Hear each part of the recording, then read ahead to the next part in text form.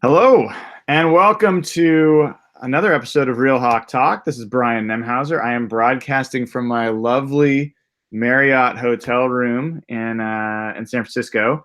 So I hope you enjoy seeing this lovely background. It has been a remarkably crazy first few days of free agency that hasn't yet officially started, I think, right? Like, I don't even know if we're really there yet. And we're going to talk with the whole crew. I will let you guys know that I have been completely heads down all day today at work and have not been checking Twitter. And so one of the things we're going to get to do is the guys are going to go and cover some of the day's news, and I will react real time. I can't promise Evan level reactions, but we'll see how things go. Evan has tried to convince me that Pete Carroll has become defensive coordinator, which I do not believe actually happened. So we'll see. And welcome as always, fellas. We got Evan Hill at Evan on HB. We've got Jeff Simmons at Real Jeff Simmons. And we've got Nathan Ernst at 11. So they're all here. There's a lot to talk about. Who wants to tell me the first bit of news today that broke? Do you want the biggest trade? Do you want the biggest signing? Do you want maybe the most interesting trade for a Seahawks fan? Oh, this is fun already. Tell me where your mind goes. Evan, you wanna lead us off? I think the one that Brian actually might be most interested in is the 49ers move. The trade that they made with the Chiefs. I believe it was only a couple hours ago, Brian, the 49ers traded for Dee Ford. Dee Ford is a 49er. The compensation, I believe, was only a second-round pick. What? I might be wrong on that, but I'm pretty sure it was just a second-rounder. That is correct. Yeah, and obviously, I think that comes with a new deal. So from a Seahawks perspective, that's not good news for Russell Wilson, for this offensive line. It's also a 2020 second-round pick, so it is not this year's second-round pick. How is that? What in the world? Like, how is that a possible move? Like, is Dee Ford's in the realm of Frank Clark? Are we in an agreement there that those guys are not massively separated? Didn't he? What's that? He had double-digit sacks last year, I'm pretty sure. Yeah. I mean, first of all, that's like, I think of Dee Ford in the Frank Clark. He had 13 sacks last year. He had what? 13 sacks last year. Yeah, that's what Frank had. Yeah. So implications. One is the 49ers implications. Let's talk about that in a second. Two is the compensation. So there's been this conversation about Frank and whether Frank would be on the block. I think if the compensation is a 2020 second-round pick for Frank Clark, no freaking deal. Like, is anybody here like, yep, we should really be considering that? Nope. No. All right. I know, Nathan, you were never a big fan of that nope. concept. I mean, I was thinking like a first and a second or a first and a third. Like, that's insane. Yeah, so we should talk about the deal specifics. It's 5 years for $87.5 million, which is interesting. That's in line with what Frank will probably ask. Frank will probably ask for more. But yeah, that's the big news from a competitor perspective. The 49ers, I think that's ridiculously low trade compensation, especially for it to be a 2020. The smaller move that was a Seahawks free agent that left. You want to take a guess as to who? Wait. Before you go to that one, so what was the average per year for Dee Ford, and what was the guarantee? Don't know guarantee, but it was 5 years, $87.5 million. So what is that? 17.5 a year, I think. That's good news, isn't it? Like, I would have expected him to be up in the 19 or pushing it higher range. Like, that's the first contract that challenges Frank Clark going into the 21-22 range, doesn't it? Well, Dee Ford is a little bit older. Remember, he's 27, going to be 28 soon. So I know that's a 4-year gap. Frank Clark is 24. He's 25. He's 25. Yeah. But yeah, no, that's a fair comparison. All right. Well, that's some good news, I guess, out of that. It should hopefully help thaw the defensive ends contract deals. Mm-hmm. Yeah. Oh, well, they've got quite a defensive line down there. All right. Continue. The next move I was going to bring up from a Seahawks perspective, just while we're in this little category of moves, J.R. Sweezy signed with the Cardinals. Whatever. Yeah, whatever. We don't really know. I didn't see a price. Did Nathan or Jeff? Did you guys see a price? No, I don't It's think a it's there 2-year yet. deal. Mm-hmm. But Yeah. that's all I saw. I would bet like 2 years, $6 million total, like $3 million a year, maybe What are more. you basing that on? Just guess. Just a guess. Yeah. They got Brett Hundley too. They did. They did. Sons of bitches. Now we're in trouble, fellas. It's interesting is they sound like they got Brett Hundley without having to give up a 6th-round pick to do it. Motherfucker. That still pisses me off. I hate that. Yeah. Okay. Well, so the J.R. Sweezy thing, my reaction there is like, I've been pretty clear with you guys and on this pod that I think that the 2 guards they had last year were an upgrade over the 2 guards maybe they had the previous year, but not necessarily better half of the league. So I feel like there's opportunity to upgrade those positions. Some of them might even be in-house. But in any event, like, I'm not going to lose too much sleep over J.R. Sweezy. In fact, maybe I'm a little encouraged that might force them to go back and reshuffle and maybe end up with a better guard than they would have if they just signed the same 2 that they got last year. What do you guys think about that? Of the 2, I think Sweezy was the one that I wanted them to keep more. Agreed. So if it is a 2-year, $6 million deal, that kind of hurts. But yeah, you would rather than keep Sweezy over Fluker? Yeah. Wow. I think he's the better overall player, the better pass protector. But more durable. Yeah, that too. But yeah, Sweezy came here. He's, was a 1-year guy. I don't think he's going to be especially hard to replace. It just kind of sucks that he is. We're totally speculating on what he's going to get money-wise. But yeah, if he ends up signing something pretty cheap, that kind of hurts because you know what you had in him and it was workable. And so, Schneider loves to praise offensive line continuity. And I think Ben was pointing out today, it's going to be the 6th new offensive left guard in 6 years. So, yeah, man, Dee Ford, that's crazy. Okay, so I'm gonna let's go on to the maybe the biggest trade then. I think you heard about it because we were talking about it in the DMs. OBJ traded to the Browns. I did hear about that one in the DMs. I have to be honest there.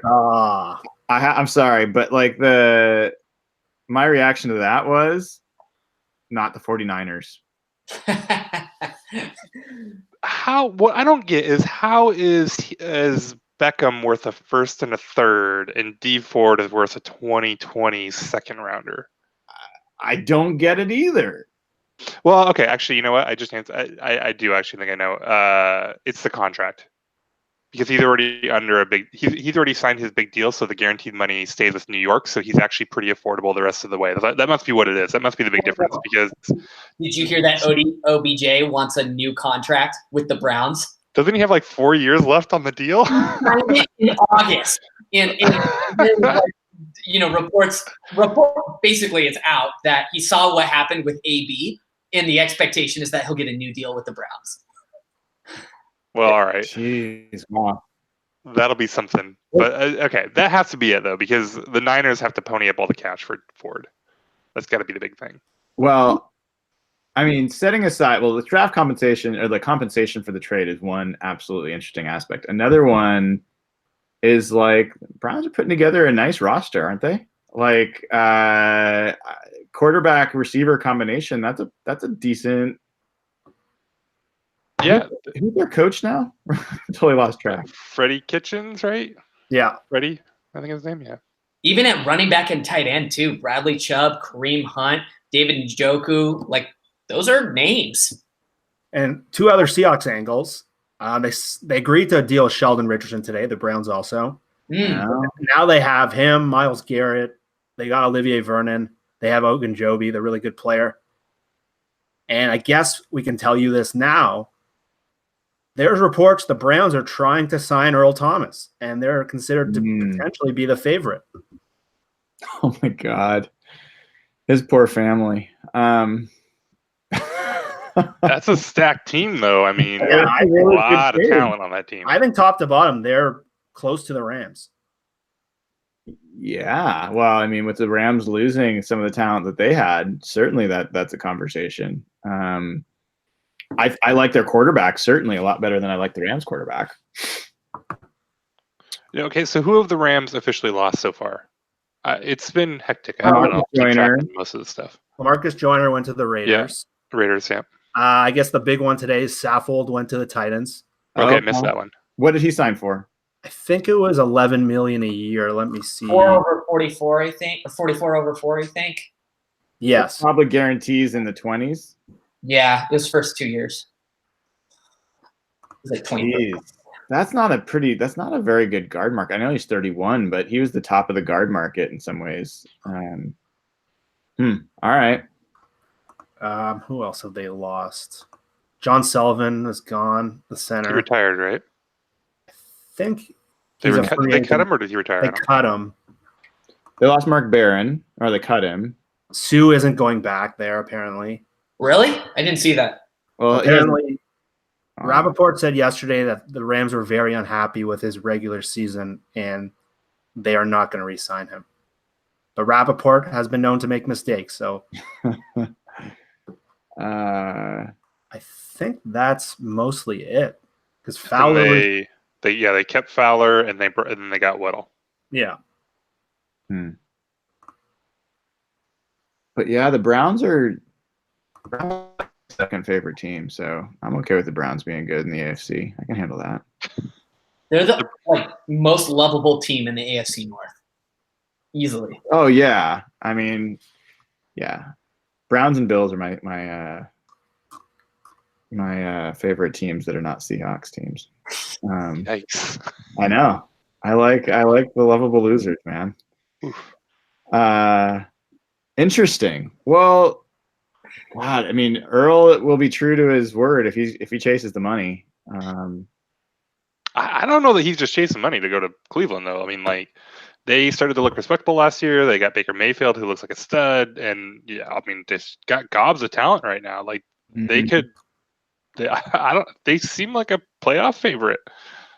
Yeah, no, I agree with that. And maybe like you could argue that they are in better position than either the 49ers or the Cowboys or the Texans. Maybe not as much the Texans. It's not as easy to say that, but especially for the division that they play in.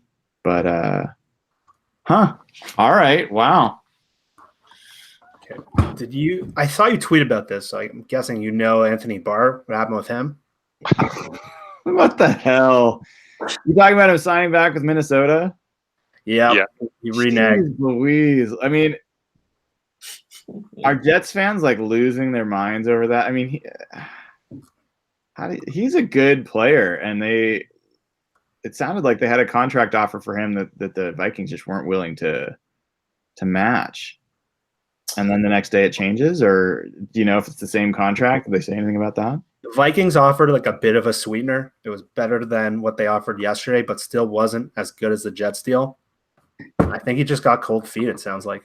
There was legitimately a report from an actual credible reporter, I forgot who it was, who said that Barr went to sleep last night after verbally committing to the deal and felt like actually ill, like in the stomach, and then called the Vikings the next morning. So if you're a Jets fan, that's that can't be a good feeling.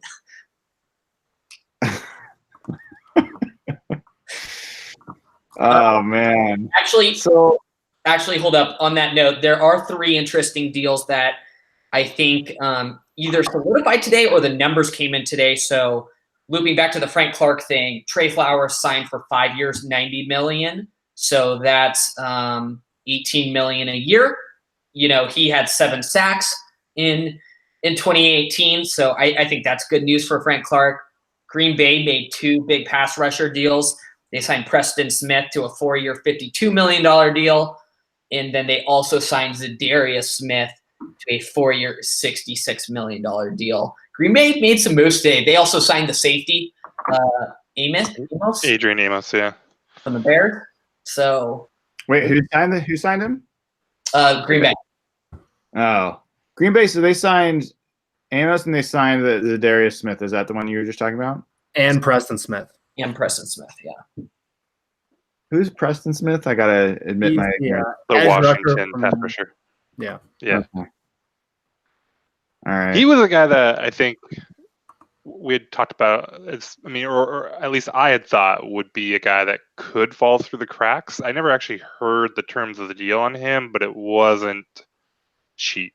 I don't Yeah, I think it was $13 million a year. Yeah, so quite a bit lower than the other ones, but yeah, that is not a And mind you, freebie. Smith, I know sacks are kind of fluky, but he only had 4 sacks in 2018. That's not a ton. He's another guy though that I think does a lot better when you look at pressures. Yeah, the analytics sites really liked him the last couple of years. And the eye test folks like him a lot too. Oh, those eye test folks. They released Nick Perry to compensate for those deals. Oh, So that's something. Nick Perry was oft injured, but was a pretty effective pass rusher when he was on the field. That's interesting. I'm still back on the Dee Ford thing. I can't get off that. What is the Chiefs' motivation there? Like, do they have some cap that they need to apply elsewhere? Like, why would they want to keep a young pass rusher? They're switching from a 3-4 to a 4-3, and they just don't like his fit. Oh my God, that is the best situation to pounce on if you're like, oh my God. Wow. And it's worth just getting a 2020 second round pick in order to, that just seems crazy to me that no one beat that. Anyway, sorry, I'm stuck on that. So everyone is in. Would anyone here trade Clark for even a 2019 second rounder? No. No, I've really come around what you were saying, Nathan, the other day. Just seeing the kind of money these guys are getting, I really agree with what you've been saying. Just he's the guy you want to pay in terms. Look what the free agents are getting. All year we talked about the Seahawks didn't have blue chip players. I think he's the age, and I know some of the stats aren't crazy about him compared to. I know Ben tweeted out some stats, but I think you have to hold on to Frank Clark. This team needs blue chip players and young ones, and having cap room and really help. Yeah, I mean, it's not that the stats don't like Clark. He's just comparable to some of these other guys. But that was my hunch the whole time, is like, talking about trading Clark, and you get picks maybe, and then you have the capability to go, like, maybe you can go sign 2 or 3 guys. But I mean, it's free agency, right? These guys always get overpaid and stuff, and so I was suspicious that you could really go gobble up a couple guys like a Preston Smith and a Roger Saffold, right? Which obviously, you can't, right, for what they ended up getting. So now the other thing is, if you can only get a 2020 second rounder for how was that? Dee Ford. Yeah, thank you. I want to say Derek Lee for some reason. What are you gonna get for Bobby? What could you get for Bobby? I know a lot of people don't want to even consider it, but what could you? Well, Bobby's, I think we can all agree, is a significantly better player for his position, like relative to the positional rank. There's no doubt that Bobby's, if not the best linebacker and middle linebacker in the game, he's top 2 or 3. Dee Ford, I don't think, is one of the edge rushers in the game. So there's that. Positional value, there's no doubt that edge rushers are valued at a higher rate than middle linebackers, off-ball linebackers. But you could also say, like, didn't C.J. Mosley just sign for, what was it, 16 million? 18, wasn't it? Didn't he hit 18? Yeah, it was closer to 18. Okay. That's So, why Yeah, that's insane money. if that's the case, he get more than market's valuing that position, at least in the same range as an edge. Age-wise, Bobby's 30 or pushing that, right? And so, I mean, all those factors combined, man, and knowing that you're going to have to sign him to a deal, right? So he's in the Dee Ford kind of category of, like, you don't have him on a deal already. Maybe you're talking about, like, a fourth. Like, does that sound in the realm? I mean,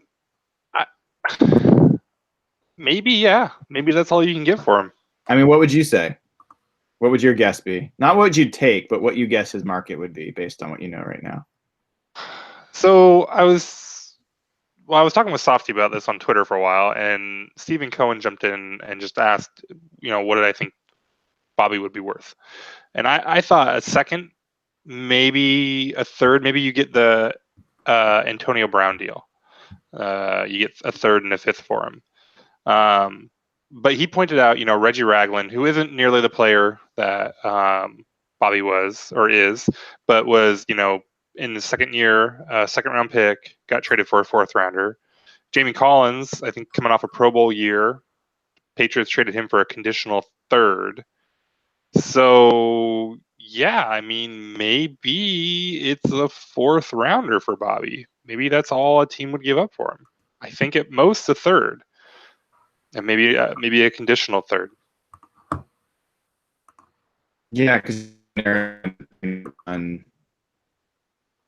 run a defense where they've got a middle linebacker that plays the way Bobby plays, right? He's not a 3-4 linebacker. I mean, I think Bobby could do just about anything, but yeah, he's not going to be in his optimal state in that. Right.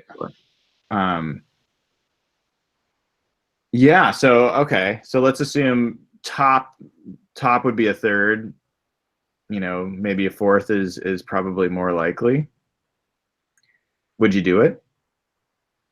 No. I mean, a third and a fifth, maybe, but I don't know. I mean, the real question is: are you going to give Bobby $18 million a year, starting in his age 30 year? Like, let's even just say it's just a 3-year deal. Are you going to pay him $18 million a year for 3 years for age 30 to 33? If the answer is yes, then I don't think you take anything really less than a second rounder, right? If the answer is no, then it's just a question of what is 1 year of Bobby Wagner worth? Yeah, maybe he is only worth. I mean, maybe 1 year of Bobby Wagner really is only worth a third for Seattle, right? Maybe if you're Seattle, you do that deal. If you're another team, I think that's a pretty good deal. But I don't know. I'm really opposed to. I would be very leery to pay him $18 million a year. So I'm not worried about the $18 million. Like in isolation, do I think Bobby's worth getting that kind of money or like whatever the market is for that position? Yeah, and I actually like if you're doing the compound percentages here, what's the percentage that Bobby's going to be playing at his current level for the next 3 years? I would say like 90%. Like, I don't have a lot of question about his play degradation. That's not what's driving it for me. His durability, there's some question of like, is he going to play? He has missed some time. He's going to play 14 plus games. I think that goes up a little bit more. There's a little more question about that.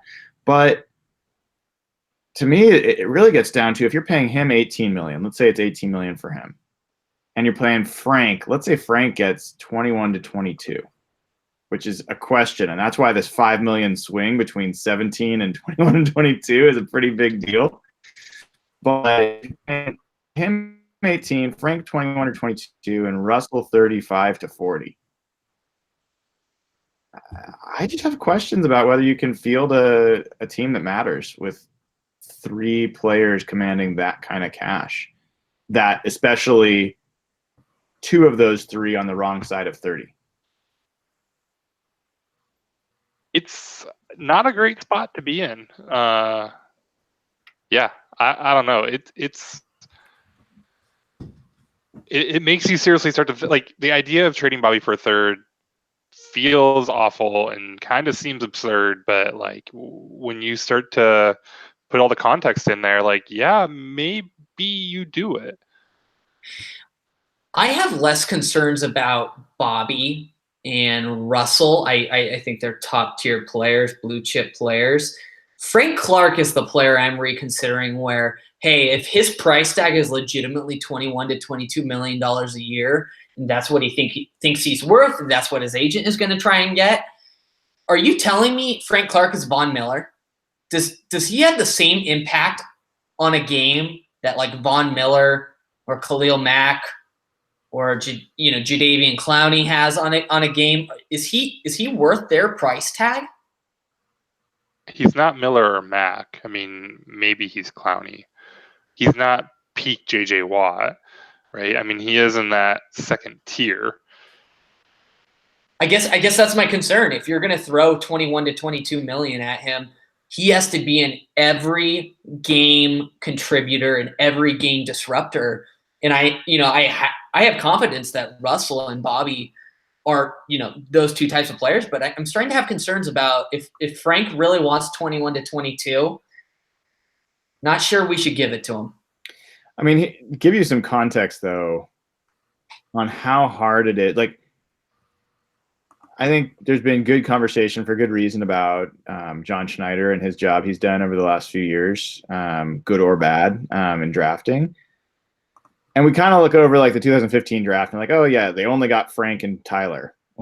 If you want to paint the picture of how hard it's been for the Seahawks to draft a pass rusher over the entire franchise history, like it's happened like,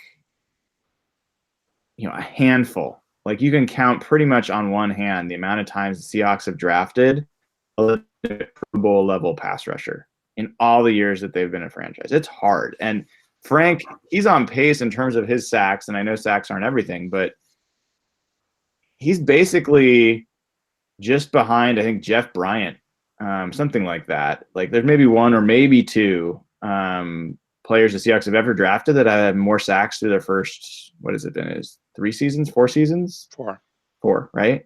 Right, yeah, because he's a free agent this year. So, I mean, he's had more sacks than Cortez Kennedy had in the first 4 years. He had more sacks than, I mean, you can go on down the list, but he is an incredibly rare commodity. And you finally hit one, and then you're just going to let him walk. I mean, I don't know. That doesn't make a ton of sense to me. Like you do. Well, you don't let him walk, right?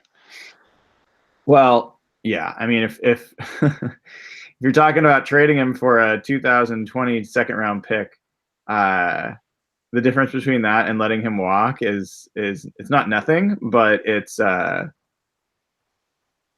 your chances of recouping anything near the value that you're letting walk out the door is like 0. Like I just don't see it. Like the chances, look at how long it took for Frank to become Frank. He wasn't getting double-digit sacks his first year. It was like second year, third year before that started to really emerge. So, let's say you get the 2020, and let's say the 2020 is Frank Clark. He was a second round pick. Then you're talking about 2022 before he really becomes the player that Frank, like, what are we talking about? Like, that doesn't make any sense. That's where I struggle. Like, what's the alternative plan if you trade Frank? The team has no pass rushers right now. There's no pass rushers in the market. They barely have picks. Unless they're going to allocate that $20 million to offense and try to outscore everyone, which would be good if the Seahawks had a different team and mindset, that might work. But for this team, with Pete Carroll and Shoddy, I think they need to invest on defense. And I think Frank is, if you had maybe Kyle Shanahan and you were going offensive, you can put that $20 million towards an offense, sure. But I don't see how they get better by trading Frank unless you're getting like the Khalil Mack haul back, right? So do you just give in then and pay him $4 or $5 million more than Zadarius Smith and these other guys that are similar to him are getting? Yeah, I would. Because the thing with the Seahawks is Doug's going to be off the books probably by after next year. He's got like a $13 million cap hit for next year. Evan probably knows this better. Once Cam deal comes off, that's combined, I think it's $25 million off the books. Right there, that pays for Frank, right? Or that.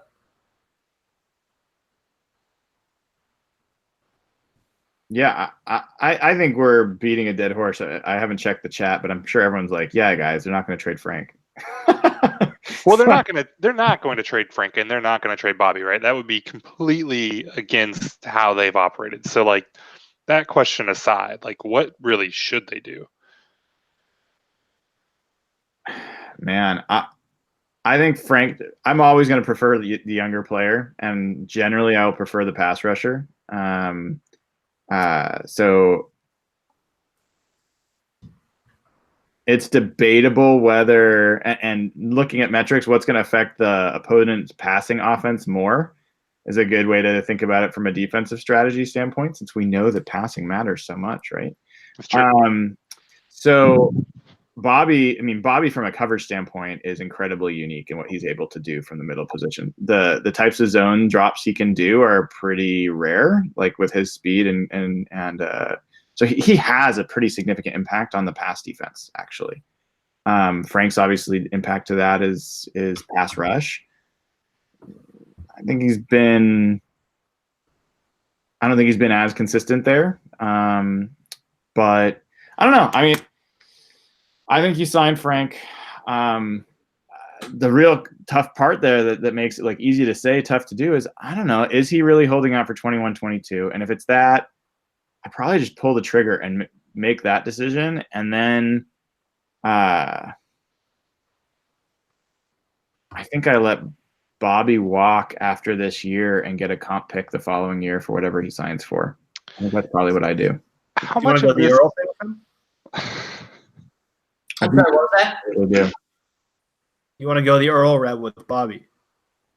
Yeah, I do. I think in this case, because I don't think if assuming a 4th round pick is the best you could get for Bobby, I think I'd rather have a year of Bobby still around and get what could be a 3rd round comp pick, because he'll ball out in his final year, and I think you could potentially get a third. At least you'd get probably a 4th round comp pick, depending on how you played your own free agency game.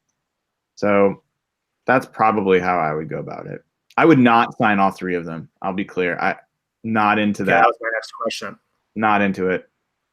How much of your decisions about Frank and Bobby are related to the kind of the dearth of draft capital that they have had? Like, this was my comment, that started the discussion with Softy today was,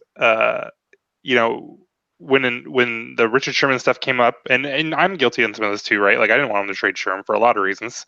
They were too good. They were in win now. You can't do it, right? But if they'd flipped him for a second, and then last year, if they'd flipped Earl for a second before he got hurt, which I think was possible, I think that if they had traded to him well before the draft that was there, and then, who knows what was available right leading into that week, the reports are kind of varied. But, so if you had come away with a second for Sherm and a second for Earl, and maybe you don't, botch the Sheldon Richardson trade, and, maybe the Dwayne Brown thing worked out, but that Jeremy Lane thing with a kick in the gut. And so, like, if you've had some of these picks along the way and you're preparing for these, conversations with Bobby and Frank Clark, you're not probably having replaced either of those guys because they're both very good, and that's hard to do. But maybe you're more comfortable about the draft capital you have. If you didn't botch all the comp picks last year for Jaron Brown and Ed Dixon, right? You've got something to fall back on. Like, it does feel like they're in the corner a little bit here, because if they had cut Shamar Stephen last year and let Poona Ford play like they should have been doing all along, pretty sure we'd have a 4th round comp pick. No, I think it goes bottom up. They would have had like a 6th or a 5th or something like that from one of the other guys that left. They would have needed to lose a couple of those guys to get their 4th back. They also used 2 picks last Right. year on backup quarterbacks, and none of them are left on the team.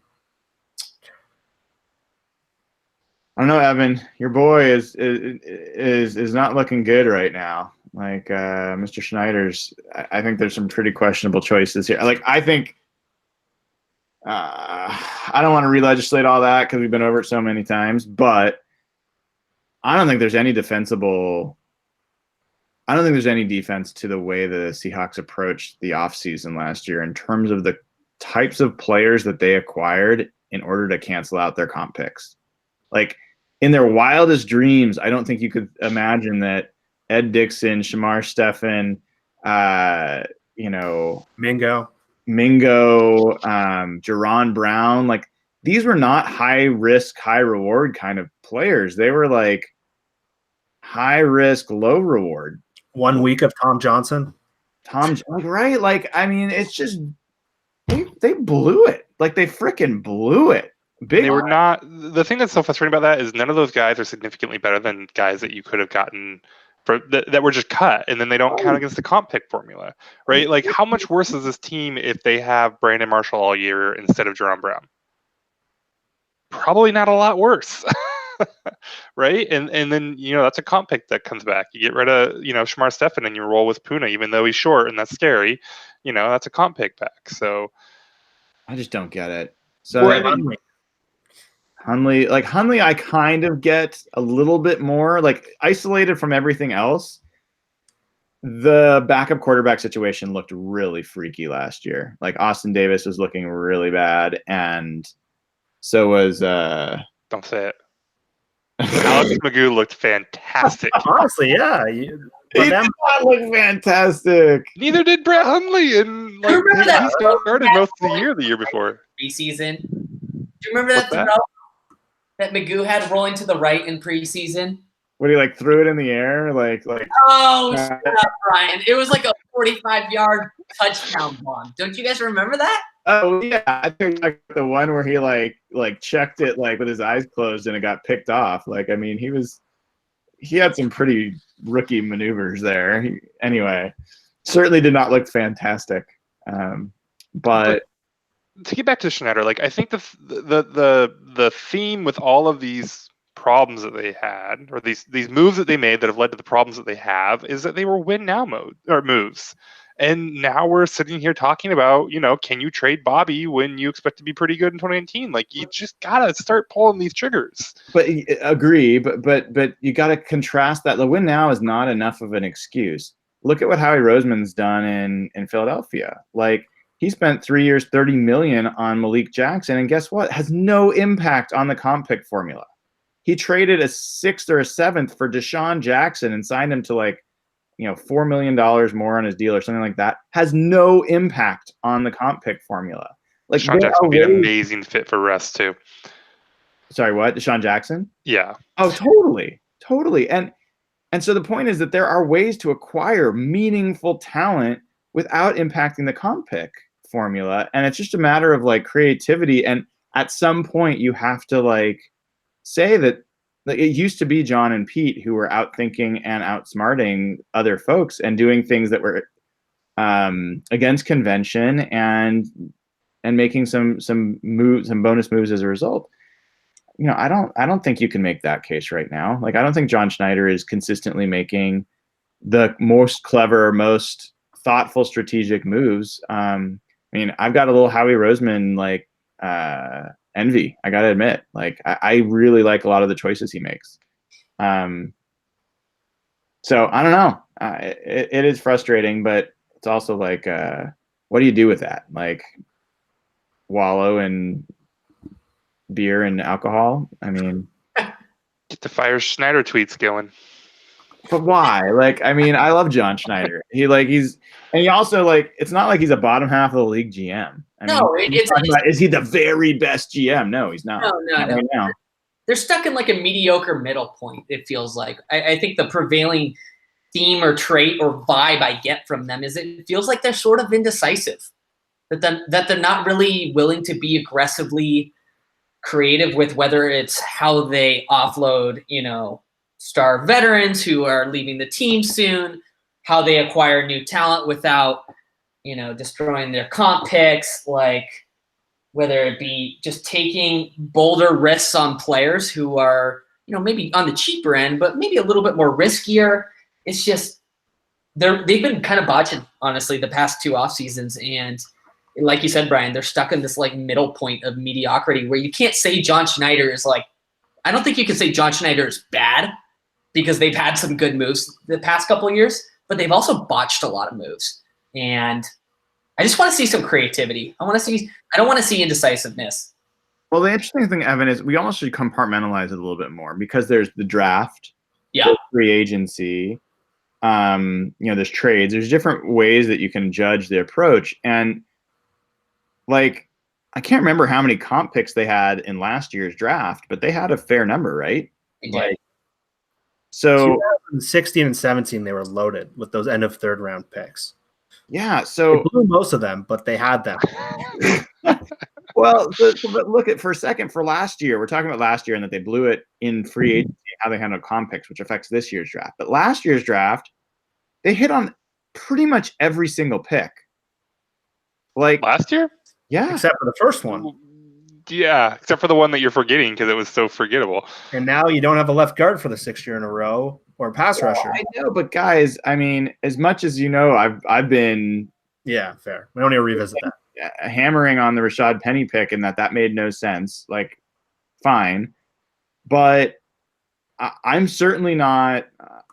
I'm not. Rasheem Green did not have a big year last year, but I'm not down on him yet. Like, I think he has absolutely can be the type of player that blossoms and becomes a better pass rusher and part of the solution. So that could absolutely. I don't think that's a miss. I wouldn't characterize it a miss yet. Disley, who's hurt, but he looked like he was going to be a big addition. Shaquem Griffin, I think, I have questions about his upside, to be honest. But Trey Flowers has been a hit. Michael Dixon's been a hit. I think Jamarco Jones is going to be a hit. I think Jacob Martin's going to be a hit. That's a pretty good draft. Right. Off year one. Right. So, like, that's just year one. And a lot of players make their biggest leap from year 1 to year 2. So I think, like, you can't just say that all last year was just a total blown. Like, they didn't blow it. But, like, some of their moves and their free agent moves are just like mind-blowingly stupid. Yeah. And I mean, if you go back the year before that draft, McDowell, pretty questionable. Like, I mean, you got Chris Carson. If David Moore turns out to continue to evolve, that could be the saving grace. Naz Jones now is a 5 technique, and you don't know what you have there. Delano Hill may be a starting safety. I still hold out some hope there. Shaq Griffin, he looks like an average cornerback now, not a difference maker. So he's down.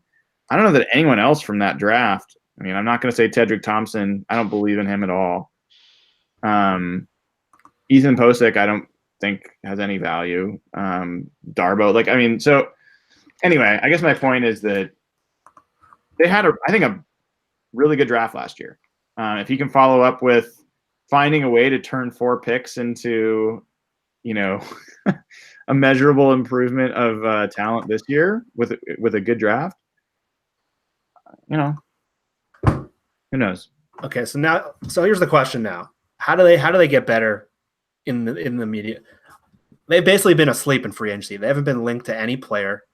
They've had like 5 guys walk. I think I tweeted this out today. They're one of 5 teams now. I think Pittsburgh added some. They're one of 5 teams that hasn't added an outside free agent since this period started. All the other 27 teams have. So either has Schneider been asleep at the wheel, or are they doing what we just thought they would do? The 5 teams, I bet they all were in the playoffs last year.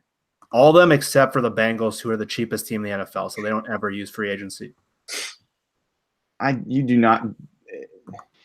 do not win Super Bowls by winning free agency, like at least in the first 2 days. Like, I think you win Super Bowls by like moves you make in at least day 3 and beyond, but likely like week 2 and beyond. Yeah. The other 3 were New England, Baltimore, and Dallas, who has a ton of decisions coming up. Mm-hmm. There haven't been signings, but there's been trades I wish they were involved in. Well, that's a great question though, Evan. Before you go to the trades, like, is there a single signing forget trades. Is there a single signing for the exact price that it was made for that you guys wish the Seahawks had been in on? Ty Nsekhe, or I have no idea if I'm saying his name right, but the tackle out of Washington. He went to the Bills for like 2 years, $12 million or something like that. So depending on how eager you are to move on for Effetti, that would have been a very affordable option. So you like that, but you also acknowledge that they might not even be thinking about doing, like, they might not be looking at tackles right now. Yeah, but yeah, I mean, yeah, I think they probably should be looking at tackles, but yeah.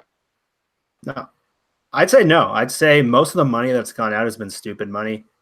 When we did the show last week and went through all the big names, I was excited going into that show. And once we kind of talked to you guys, we realized it's just not going to happen. And a lot of the contracts for even guys that we kind of like Landon Collins, have been laughed at around the league. So I made a list of names that I thought Seattle might be able to get on the weekend, and pretty much all of them are still there.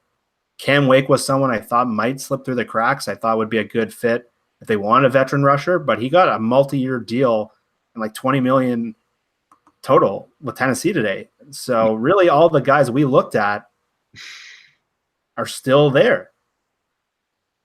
Weddle on a 2-year, $10 million deal. Yeah, but that was that's right. I did want to get Weddle. And he was a cut, right? So what? I thought he got five each. Well, I thought he got 13 million per. No, I would think Roto total. Roto said 2 for 10.5. 2 for 10.5. Yeah. What? Yeah, he took very little. That seems really cheap. He really wanted to go there. He is old, so I don't know how much he has left in the tank. I haven't been paying a ton of attention to him, but that one's interesting. Wow. He tweeted out a picture of himself as a kid wearing a uniform, so I think this may not have been an option. Yeah. Yeah, and I think he lives in San Diego. He played for the Chargers all his years, so I think there was like 13 teams that wanted him. He just understand global warming. Like, Seattle's going to be as warm as San Diego in a few years. Well, Seattle was ranked number 2 by some agent who said that they're the second most popular team to sign with. Anyone see that? And they've signed no one. They're a mediocre, free agent with no upside. All of them are clamoring to come here. But we can't afford anyone. I mean, losing Sweezy kind of sucks. I mean, again, we'll see what the actual price tag is there. I'm not a big. I'd have issues if they brought in Suggs. I'll be totally honest. I would have killed the team for that. But Suggs going to the Cardinals for 1 year for some amount of money. 1 year, 7. To me. Oh, you got 7. All right. Yeah, purely from a value standpoint, I thought that's a solid deal. Like, he's got something left in the tank as a pass rusher, and that's the kind of deal I would like to see them sign. Like, if you told me Cameron Wake was a 1 year, $7 million deal, I'd be like, yeah, absolutely. That's what I thought. He actually got paid though, right? What was it again? It was like 3 years, $22 million. Yeah, that's a fair amount. 37. Yeah, I thought 1 year deal max. Who knows how many of those are kind of funny years, though. Yeah. So some of the names I looked at were Shaq Barrett, he's 26. Marcus Golden is 28. He looked pretty good before getting injured a couple years ago. I might take flyers on those guys. If you want an older guy, Justin Houston's still out there, Nick Perry. Kristen Covington is still out there. Chris Covington, make it happen. There's rumblings of Sue again. Apparently he wants to stay on the West Coast. KJ Wright has not been – there's been no buzz on KJ at all. Is it worth signing Sue just so he injures other quarterbacks in the division? Yes. I mean, I can't say I'd be super upset if I saw him roll up on Jared Goff's ankle, I mean, that's a horrible thing to say, but I'm also not totally lying. I don't mind Trey Boston as safety. He's 26. Trey Boston feels like I don't know what they're going to ask for him. There's probably a good number of safeties still left, right? Like, let's see. Now, a lot of them have gone. I think the most interesting one is the guy from San Diego. I'm spaced on his name now too. He's another guy I don't know a ton about, but I think he's pretty decent. Would you consider going back on Earl and meeting his price? Yeah. I think It's about years for me. Yeah. I don't think he's gotten the market he thought he would. Yeah, that doesn't surprise me. I mean, he is older. I guess it does surprise me. I'm surprised that it's this bad. That there are this many safeties that have gone off the board already, and he's still sitting out there. There may be a thing here at play, like per the CBA, in this little like tampering period that's like 2 days that ends tomorrow at like 1 p.m.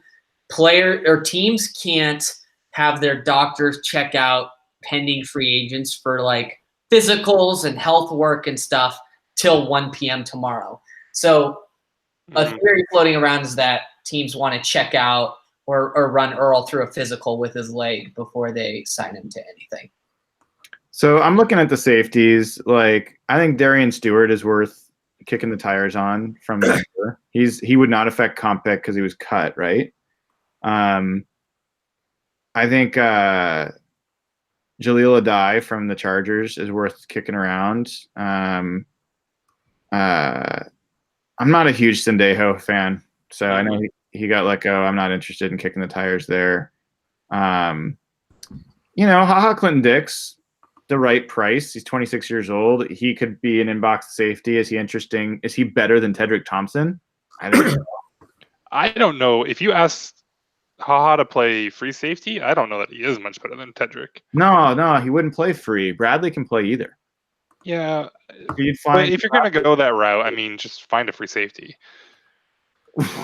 Like, who's your free safety? Like, who's your free safety that's better than Tedrick Lieberman? Like Trey Boston, I guess, is the guy that you guys would look at. I like Adrian Phillips. That's the guy from the Chargers that I was talking about. Okay. But I mean, what's interesting about HaHa Clinton Dix other than that we know him because he's from Bama and all that? Like, I think that's just a name. I mean, he's had some production in terms of creating turnovers, and I think he's a pretty good tackler. I think he's made some. I mean, I think he's a decent in the box safety. You've got a guy like George. Is it Iloka? The Bengals. He's similar. Like, he's older, but also box safety is a big. I don't know. I think the bar. I guess part of this comes back, guys. That I just think the bar is super low to improve the safety room. Like, I don't think it has to be that good of a player to be an improvement over what we have. So I'm okay with some of these guys getting snapped up. I just want them to at least get one that what his floor is, and his floor is higher than what we saw from guys like Tedrick last year. And if Delano Hill or Tedrick somehow they end up like beating them out because they prove that they can, like, they're better players, fantastic. But let's not rely on that. Like, let's have at least some veteran safety that we know is not going to be like bottom third of the league. I'm for that. Yeah. I don't think any of us want to see Tedrick start again. So anyway, I feel like there's enough safeties on the market. Like, my guy I would go after would be Darian Stewart. That'd probably be my top choice. But I'm not too picky on the safety regard. Yeah. The other, I don't know if you saw us in the chat today, Brian. Evan was talking about this a little bit, but the other name, there was one report linking the Seahawks to Tyrell Williams at receiver, saying that they were kind of sniffing around him. It wasn't one of those big name reporters, but the three teams that wanted Tyrell initially were Indianapolis. They signed Funchess yesterday. Cleveland did the Beckham trade, and Oakland was the other one. They did the Brown trade. So there might be an opportunity to get in there because I don't know what his market is right now. Yeah, Williams is interesting. Vinny Curry hasn't gone anywhere yet, has he? Nope. He's a guy that if you're still looking for a defensive end, that's kind of interesting. But guys, you have to just flat priority for a second. What is the number one priority position-wise on this team based on where there's gaps? Doesn't it have to be offensive guard? I would say guard and free safety. Yeah, I think guard and safety too. Does anyone feel differently? Well, it has to be guard. They have no starting guard signed. Right. So I mean, like, I'm looking on it right now. It looks like is James Carpenter signed? Yeah, he signed today. Right.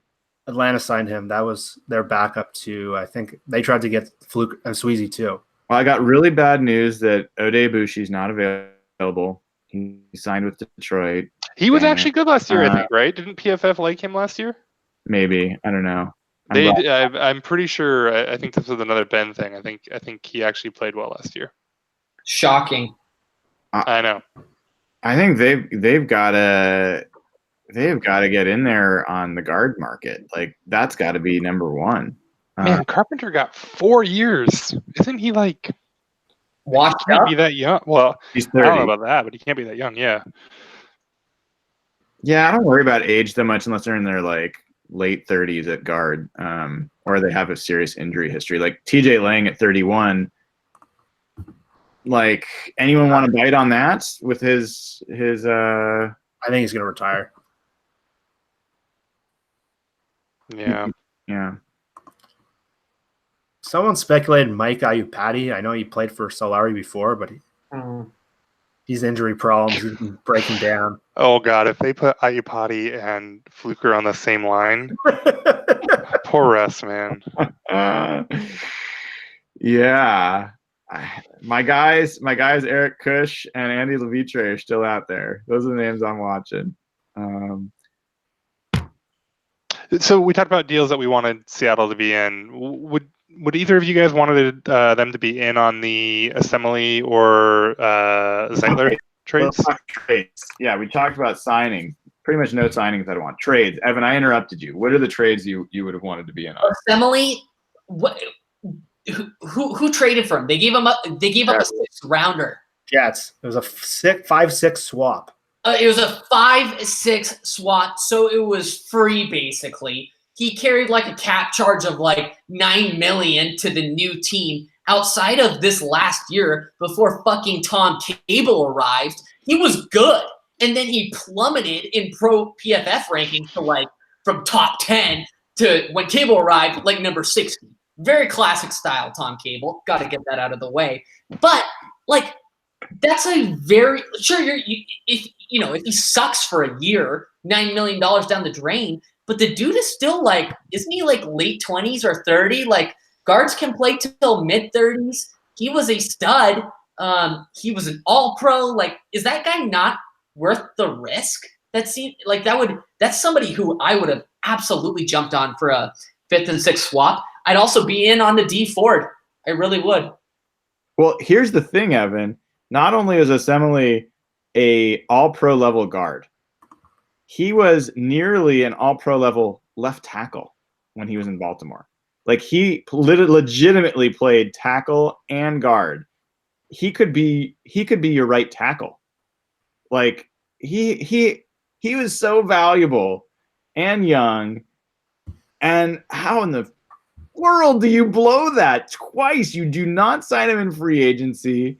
And people say, well, they didn't have the money. You always have the money. You can always make moves to make room. He was so clearly a guy that could anchor that line. Look at the difference that Dwayne Brown's made to that line. Having one guy that knows just a little bit about what the hell he's doing.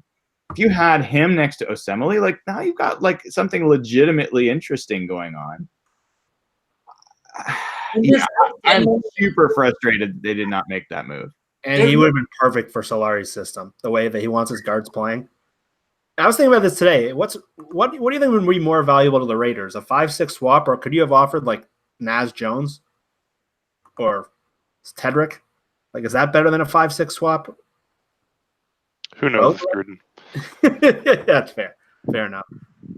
Like, if you don't have the picks, couldn't you offer a guy like that? Dude, I would have done that trade for a 4th. I would have given him something more. Like that. That could have been. There's no dead cap ramifications if it fucks up. Not to rehash how Schneider has screwed up and put them in a terrible position, but he screwed up and put them in a terrible position. They don't really have draft picks to give away. Might have been part of the problem. Yeah, but the swap part. I mean, if you could have done it for the swap, that's interesting, right? So going back to, I have to interrupt just to pile on for a second. what if the reason they couldn't do the trade is because they traded their 6 for Brett Hundley last year? I mean, it's not insane to think that that's the case. Like that legitimately could be the reason. That could, yeah. Ben told me to ask this to Evan, by the way. Ben wants me to ask Evan if the Seahawks got the wrong GM from Green Bay. They should have got Dorsey instead. Oh, fuck off, Ben. That's God damn it. That's a yes, though. He's pretty good, man. Yeah. So Zeitler also got moved. I don't know if I'm saying the name right. Zeitler, whatever. He's got a $10 million a year cap hit. What's that? They gave up a big player, Olivier Vernon. Yeah. So they gave up Vernon and a 5th. I just had this in front of me, and I don't remember what it was saying. What, Vernon and a 5th for? I thought it was a 1-to-1 swap, or no? No, there's picks involved. Yeah, so the Giants got Zeitler and a 5th round pick from the Browns, who got Vernon and a 4th. So the Giants sent a Vernon and a 4th round pick for Zeitler and a 5th round pick. If you could have done that deal, Clark, who's 4 years younger than Vernon and better, if you could have traded him for Zeitler and a 5th, who Zeitler is only counting 10 against your cap, free to cut if anything should happen to him. Very good guard. Well, not only that, and you combine that with maybe you get more than a 5th. I think you could legitimately say, because Clark is significantly better than Vernon. But then you could take that and potentially turn it into. I mean, at that point, if you're really. Well, maybe. Or if you're really talking about, Clark ended up getting 2021, then you're just a couple million shy of what Preston Smith ended up getting. Mm-hmm. So you maybe could have turned Clark into Zeitler, a 4th or 5th round pick, and maybe Preston Smith for basically the same cap hit. Yeah. I think the trades are where there's been real smart action going on, for sure. The Deshaun Jackson is another one. What were the terms on that? It was a 6th round pick, I thought. Maybe it was a swap of a 6-7 swap. I actually thought the Seahawks were going to be involved in that one, because obviously the future of the receiver room doesn't look super bright, especially with Doug Baldwin potentially on his way out in the next couple of years. And Pete Carroll loves explosive plays. Who better than Deshaun Jackson to pair with Russell Wilson's deep ball? That would have been awesome. Yeah, and John Brown's off the market today. We lost him. He got $9 million though, right? That was probably more than I would have wanted to pay him. Yeah, he went to Brian's favorite team, the Bills. I like the Bills. That's pretty expensive. They also pay I guess one thing we haven't talked about is Justin Coleman. Yeah. So do we want to just do a quick rundown of what exactly the Seahawks have done and lost? I could probably actually stand to learn from that. So if somebody knows. So in terms of what they've done, absolutely nothing. They're the only team in the NFC other than Dallas that has not brought in one new player. The only thing they've done so far is re-sign Akeem King. That's right. I think that's a good move. I like the Akeem King move. Akeem King had a very good game against Kansas City, but if he is your full-time nickel corner. I don't know that he's going to be your nickel. I mean, I think they've got a couple options there. I think Akeem King, because he's more of a safety corner hybrid. I think he profiles more to an outside corner than he does to a nickel. But what you can do, I think Shaquille Griffin actually has nickel corner capabilities. I think he's got potential there, and you could do what they used to do in the past, where Byron Maxwell would slide inside and play nickel, and like someone else would come in and play outside. So I could see Shaquille Griffin going in and playing nickel, and then having another guy like Akeem play outside would be one possibility. Yeah. And then they've got, what is it, Kalen Reed? Is that his name? Do you know anything about him? Well, from a pure physical skill perspective, he definitely he maps out to a nickel corner. And he's a guy that actually played, I want to say, was it Baltimore? Played on someone's team, got a little bit of run. And the Seahawks actually had to sign him to the active roster last year because someone was trying to sign him off the practice squad. So he's clearly got some potential. And let's not kid ourselves. Justin Coleman was a practice squad player for the Seahawks. The Patriots signed him, and then the Seahawks got him for like a 7th-round pick or whatever. Like, he was kicked around and became one of, and now is the highest paid nickel corners in the game. I don't think that every time that's going to play out, but if there's one area that the Seahawks have shown the ability to turn, pennies into nickels or quarters, no pun intended, secondary's been the place. So I'm not super worried about that. I really like Justin Coleman. I think it's a hit, but I'm not freaking out about that loss. I wish they had tacked on a year that a King deal, because if he plays well this year, it's a 1-year prove it. Basically, he could get something on the open market maybe. They're not good at that. They don't buy low. Like, the Lockett thing has turned out to be great. All the moves that we've ripped Schneider for, the Lockett thing, based on what receivers are getting, has been great. But I remember, like, Brian back in the day wanted them to sign Walter Thurman early before he broke out. They don't buy low on guys. They buy high on everyone. At least internally. That's not totally true. I mean, internally, who have they bought low on? I mean, you're talking about literally like free agent purchases. I guess I would say like. No, I mean like guys they could have they bought extensions earlier on. Yeah. They don't do that very often. No, I think that's fair.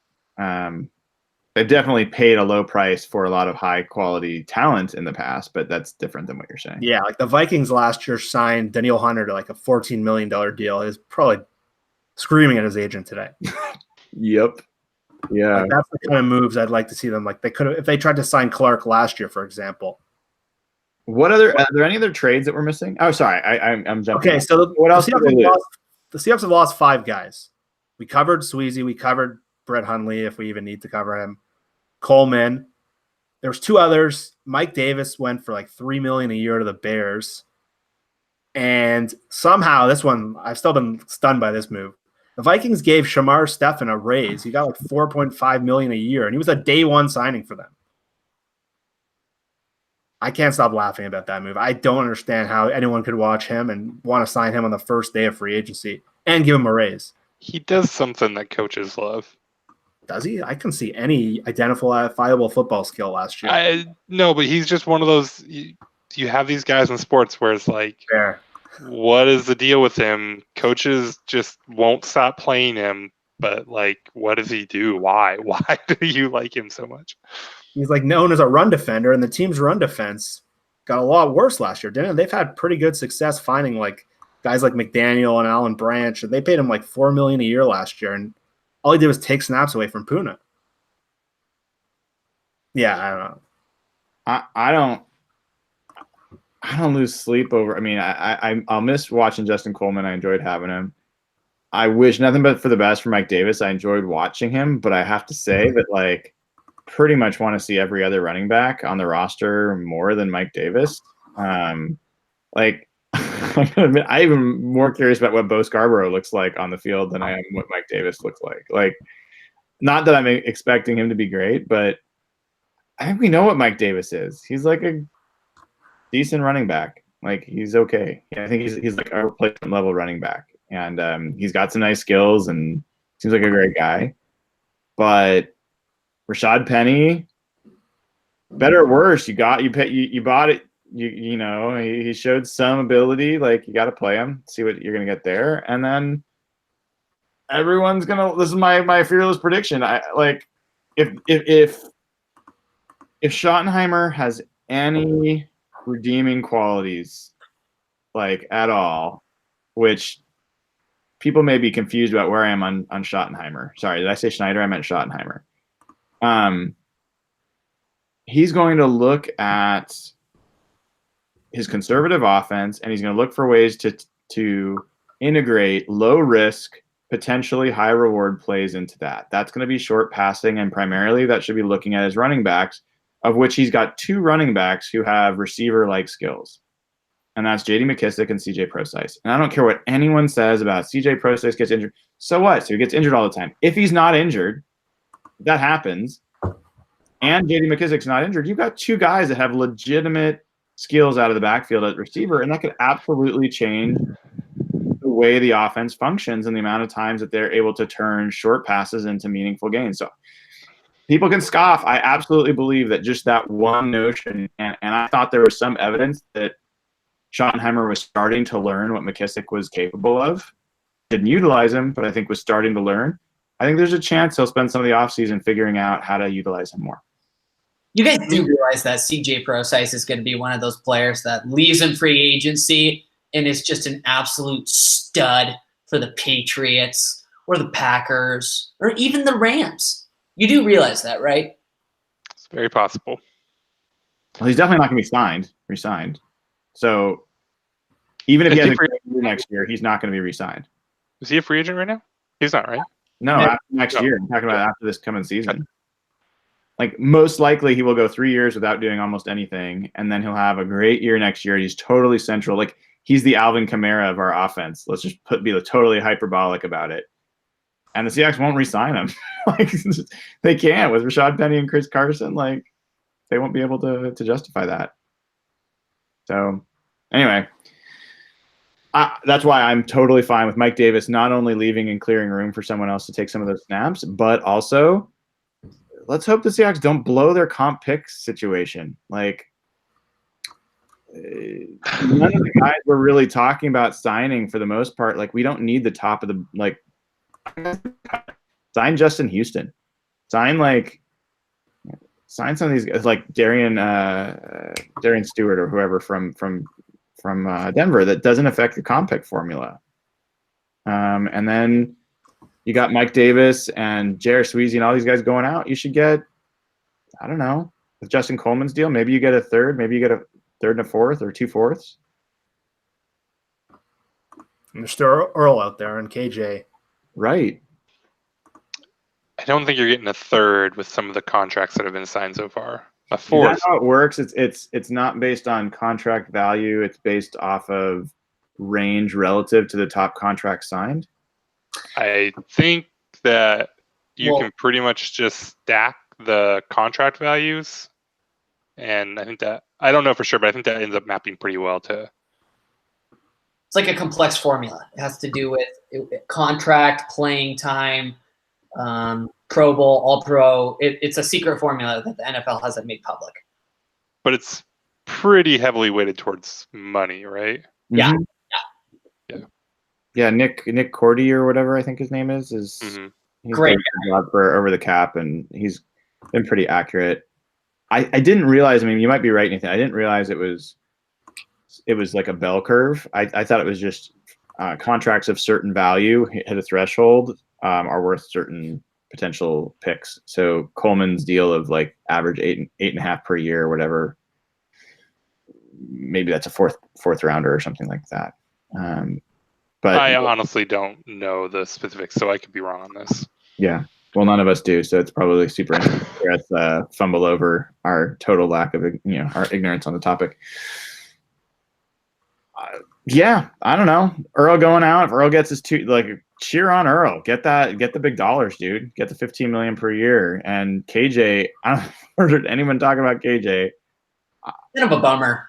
I mean, I love KJ. I don't think he's going to have much of a market, and I still don't think the Seahawks are going to re-sign him. At what point do you think there's a price where they would reconsider it? I think if he gets down to the $5 or $6 million a year range, they're going to bring him back, right? You can't say no to that, right? I'd rather than spend it on Kendricks.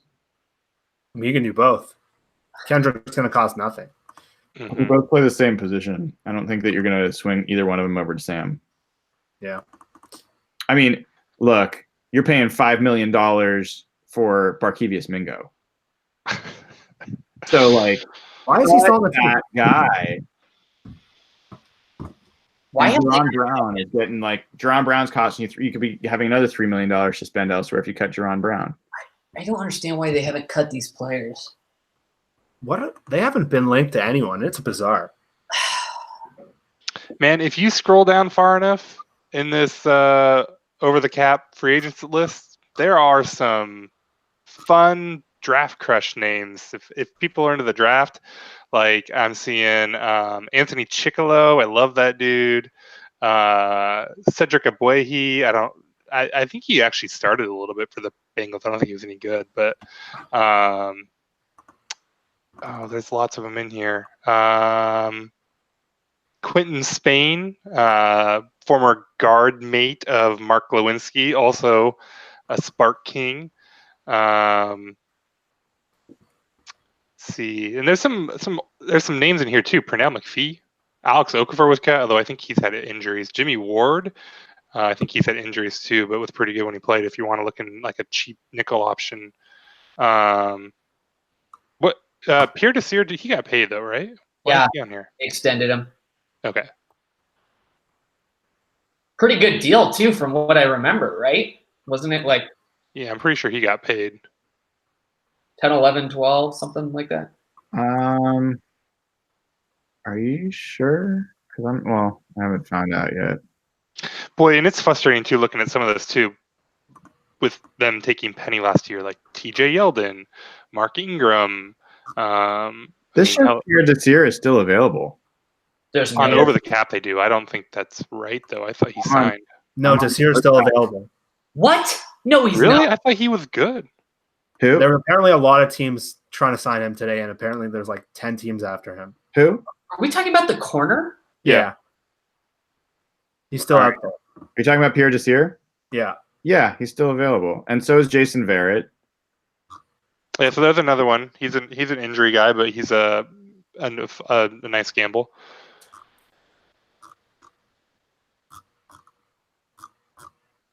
Yeah.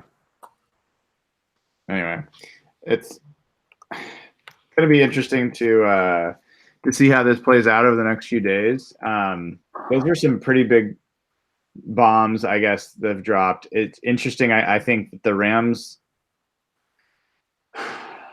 It's amazing to me the Rams spent $14 million on Fowler. I think that's interesting.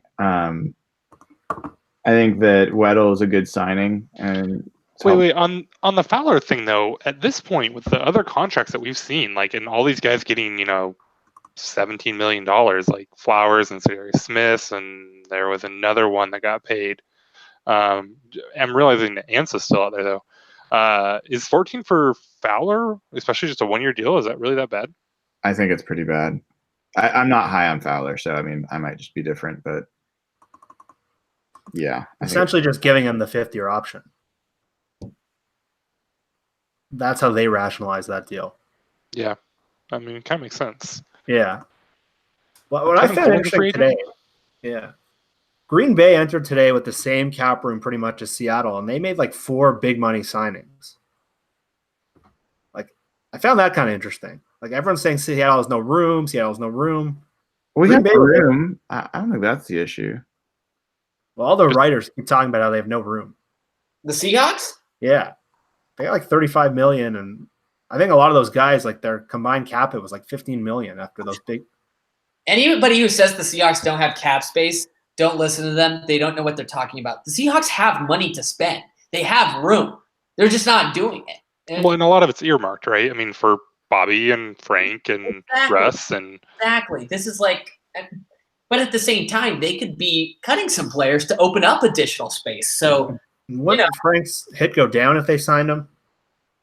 But guys, like there's, I mean, on the edge especially, it just seems like there's a lot of options that. I mean, I'm even interested in. I mean, Jamie Collins at linebacker.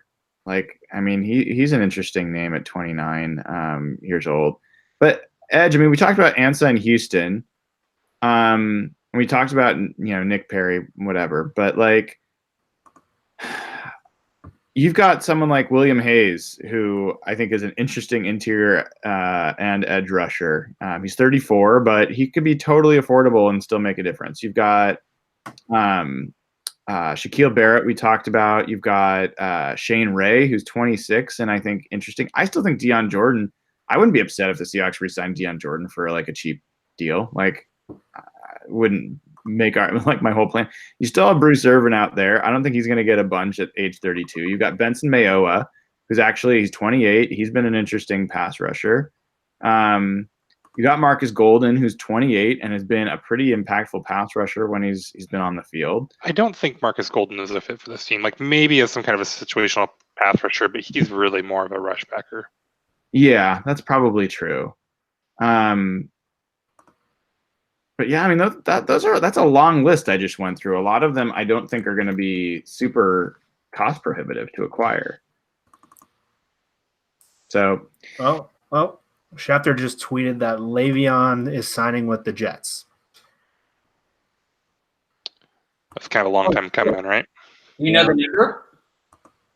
No, but that just came out 9 seconds ago. Holy shit. really? My reaction is who cares? Yeah, that's not going to work out. I mean, like, talk about no impact signing that's going to not make a difference to anybody. No, but what I care about is, are the numbers better than what the Steelers offered on their final deal? That's what I'm curious about. Yeah, no, that makes sense. Well, fellas, I hope that we've had a bunch of folks on tonight. Sorry we haven't been in the chat as much. There's been too much going on here. But if you haven't already, please click subscribe. And if nothing else, if you don't even want to click subscribe, just let other people know about the pod. Let people know about Real Hawk Talk on our YouTube channel. Get people to come here and subscribe. You can follow any of us on Twitter. You got Evan on HB. You've got at Real Jeff Simmons, and you got at Nathan E11, as well as me at Hawk Blogger. And then you can subscribe as well on any of your podcast app. So after we record this, takes a little while, but we get it pushed up thanks to handy dandy Rain City Series Will Cornell helps us get that posted. It'll show up on Stitcher, on SoundCloud, on iTunes, on Google Play, and on Spotify. So that should be up by tomorrow. And if you're listening to it now, right now, but share it out. The more people subscribe, the more we can do with the show, including bringing on additional guests. And believe it or not, there's quite a few folks that are lined up to get on here. So it's a great opportunity. All the proceeds go to Ben's fund, and we have the Seahawks auction coming up, which I will be in attendance at. And anyone that is a Seahawks patron, a Hawk Blogger patron, get a chance to get a call from a player, a coach. So go ahead and sign up at patreon.com/hawkblogger and join the crew. I'll be glad to have you. And we will most likely be back next week because I have a feeling there'll be enough news that we will be talking again soon. So thank you for everyone that tuned in for a special show tonight.